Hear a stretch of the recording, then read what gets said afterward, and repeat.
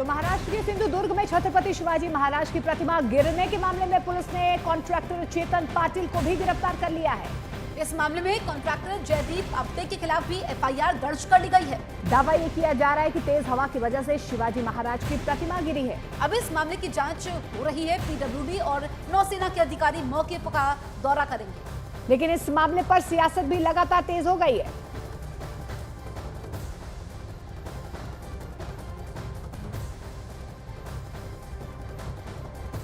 तो आपको बता दें कि 9 महीने पहले ही इस मूर्ति का अनावरण हुआ था, इस प्रतिमा का अनावरण हुआ था, लेकिन 9 महीने के बाद ये दावा किया जा रहा है कि तेज हवा की वजह से ये प्रतिमा गिर गई। अब जानकारी मिल पा रही है कि कॉन्ट्रैक्टर जयदीप आपटे के खिलाफ एफआईआर दर्ज की गई है, लेकिन इस बीच एक गिरफ्तारी भी इस पूरे मामले में हो चुकी है। और सियासत भी इसको लेकर के खूब हो रही है। अजीत पवार जो कि पहले माफी मांग चुके हैं, लेकिन विपक्ष लगातार हमलावर है। शिवाजी महाराज की जो प्रतिमा है वो गिरती है, इसको लेकर के कॉन्ट्रैक्टर चेतन पाटिल को गिरफ्तार किया गया है। दूसरे कॉन्ट्रैक्टर जयदीप अपटे के खिलाफ एफआईआर दर्ज हुई है। तो प्रतिमा गिरने पर महाराष्ट्र के मुख्यमंत्री एकनाथ शिंदे ने कहा कि उन्होंने इसकी जांच और निर्माण के लिए 2 कमेटी बनाई है।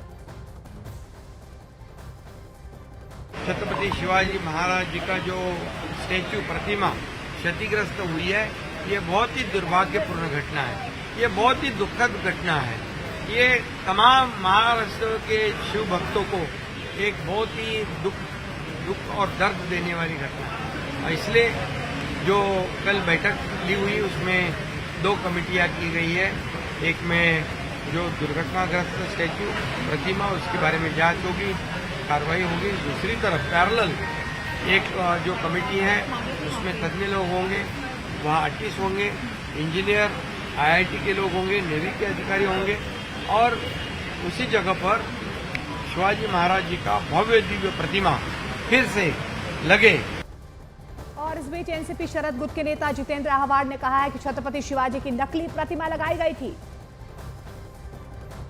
पुतला दिख ही नहीं रहा था। मैंने अभी पुतला देखा तो शिवाजी महाराज का चेहरा ऐसा लगता ही नहीं।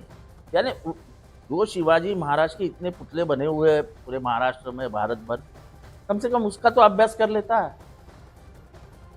अजीत पवार भले ही माफी मांग रहे हैं, लेकिन महाराष्ट्र में छत्रपति शिवाजी महाराज की प्रतिमा ढहने को लेकर के लगातार विरोध हो रहा है। एनसीपी के शरद गुट ने भी इसे लेकर प्रदर्शन किया है, तो वहीं दूसरी तरफ कांग्रेस और शिवसेना के उद्धव गुट ने कहा है कि माफी से काम नहीं चलेगा। अजीत पवार को इस्तीफा देना चाहिए और दोषियों पर कार्रवाई होनी चाहिए।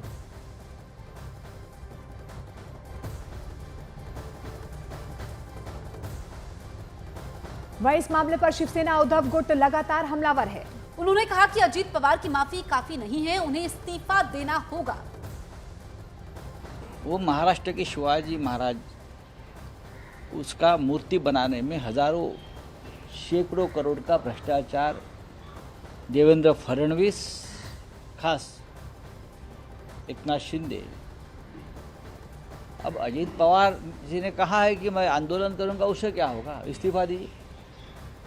ये सरकार के खिलाफ भ्रष्टाचार हुआ है, इस्तीफा दीजिए।